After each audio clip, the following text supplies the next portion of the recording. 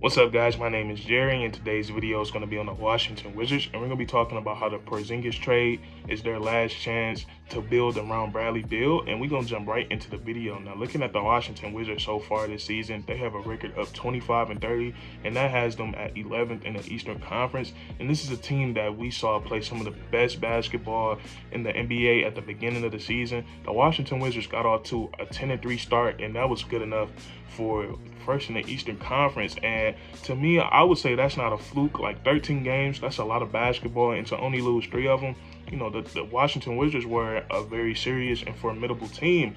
And as the season went along, we kind of watched this team crumble. And not only was the team crumbling on the court, but also we saw them crumbling inside the locker room. We all saw the reports or heard about the reports of Kentavious Caldwell-Pope and Montrezl Harrell, 2 guys that were teammates before they came to the Wizards, almost coming to blows right before a game, almost getting into a fight with each other right before, the basketball game. And we all know if your chemistry isn't good on the court and then off the court, we're fighting with each other, we're not going to win any basketball games as a basketball team. We're fighting with our teammates. It's just impossible. So the Washington Wizards coming into this trade deadline, they moved Montrezl Harrell, and then 20 minutes after that and 20 minutes before the trade deadline ended, they made a very, very gutsy trade. They dealt with the Dallas Mavericks, sending Spencer Dinwiddie and Davis Bertans to the Dallas Mavericks for Kristaps Porzingis. And looking at that trade, looking at it in hindsight, you just say that the Washington Wizards easily win that trade because they're getting a guy like Kristaps Porzingis for Spencer Dinwiddie and Davis Bertans. And and to the Washington Wizards sending those guys away, I think it was a really good move, and a move that won't really hinder them too much in the future, because Spencer Dinwiddie, he was kind of a part of that locker room problem too. Not saying that he was doing anything wrong or anything like that, but he said personally that his teammates saw him as a former shell of himself, and then also that he tried to step up in that leadership role. And basically, he said none of his teammates was trying to hear any of that.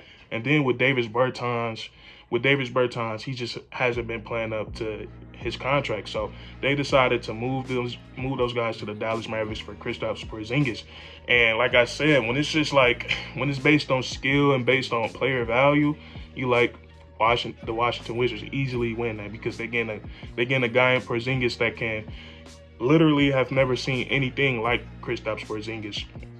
When he came into the league, I wouldn't say he was hated by his team, but his team was just disappointed that they spent that lottery pick on him. And we seen him get booed on draft night, booed his first time ever stepping onto an NBA court.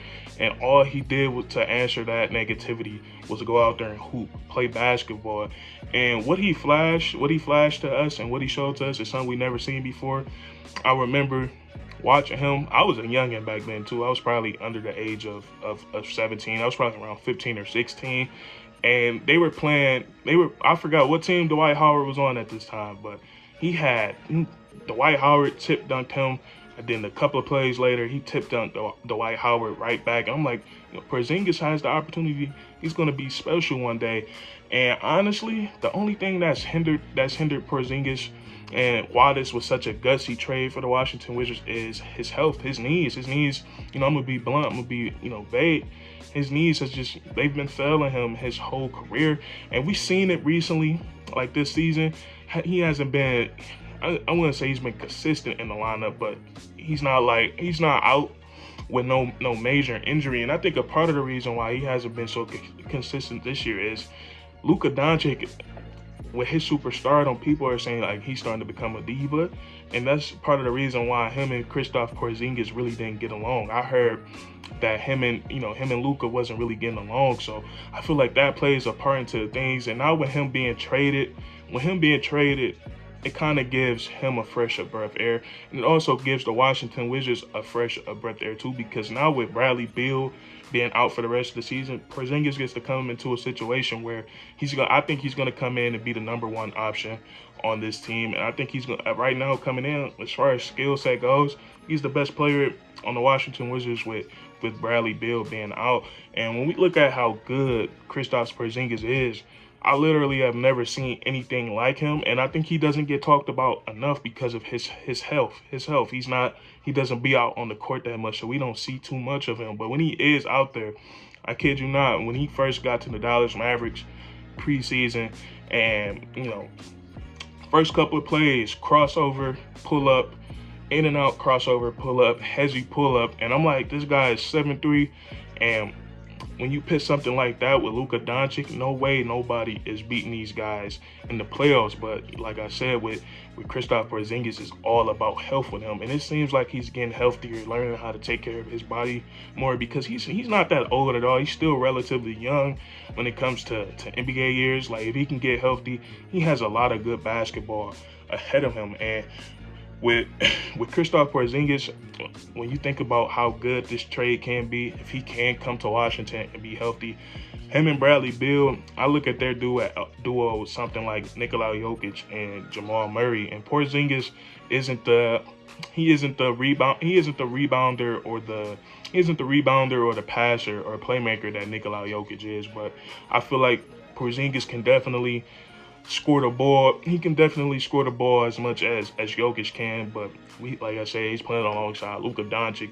Just couldn't see too much of that. And then also, he's not on the court as much as Nikola Jokic. But when him and Bradley Beal being paired together, I feel like that pick and roll is just going to be very, very hard to guard, because when you think about it, you got two players in the pick and roll. Both players can score from all three levels of the court, so there's really no weaknesses in neither one of their offensive games, because Bradley Beal is a guy that can shoot the three ball. He damn near doesn't miss from the mid range, and then he can get to the rim and finish with both hands. And then the same thing with Porzingis, he can set the pick and pop to the 3-point line, or he can pop to the mid range, and then he can also, he's 7'3", so back finishing around the rim is relatively easy for him. So I'm looking at it like that, like if Porzingis can come back healthy, and then if Bradley Beal can come back after his season-ending surgery and play at the All-NBA level that he was playing at last season, the Washington Wizards, they got something special brewing.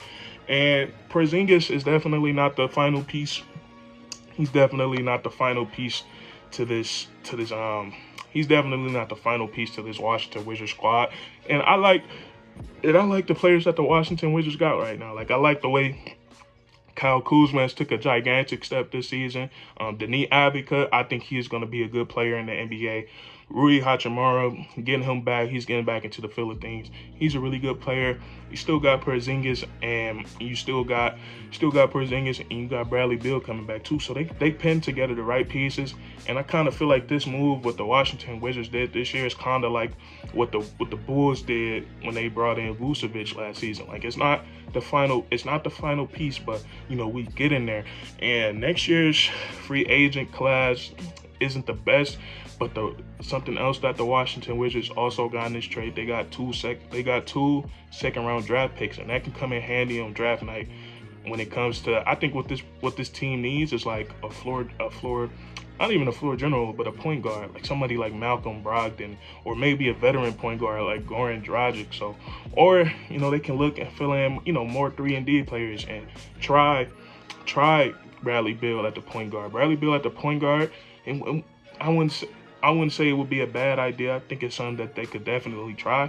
And getting Porzingis, they get a lot of lineup flexibility because he's very good on both ends of the court. So he can make up a lot of he can cover a lot of ground for deficiencies on the offensive and the defensive side of the ball. But that's gonna be it for this video. And I think this is their last chance, this is like the last go around with Bradley Beal. I think if they don't sort it out next season and see some hope next season, they're probably gonna, part ways with each other. And only time can tell when this team gets out on the basketball court. But that's gonna be it for this video. If you enjoyed, leave a like and comment down below. Comment down below if you think this was a good, bad, or you know, you kind of in between this trade with the Washington Wizards. And then, you know, subscribe for more weekly content. We do this all the time, man. And that's curtains.